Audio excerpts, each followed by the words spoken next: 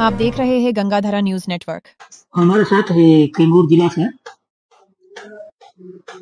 भोजपुरी गायक राकेश लाल यादव भी है, जो कि अदर स्टेट में जगह जगह पर जाकर के अपना गायन से कैमूर का नाम रोशन करते हैं।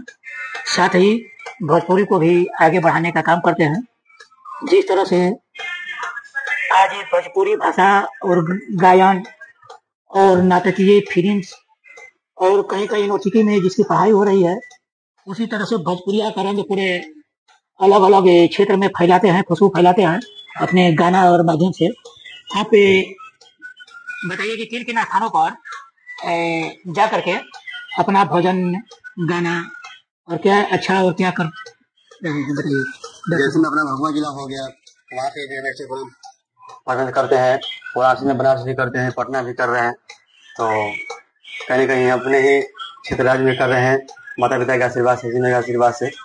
अच्छा बताइए, आप ये देखते होंगे कि और गायक जाते होंगे अलग अलग भाषा का, अलग अलग जगह से, और आप भोजपुरी से आते हैं, तो क्या आपको अलग ही परेशानी, अलग समस्याओं का सामना करना पड़ता है? क्या लगता है? समस्याओं का सामना करना पड़ता है कि आदमी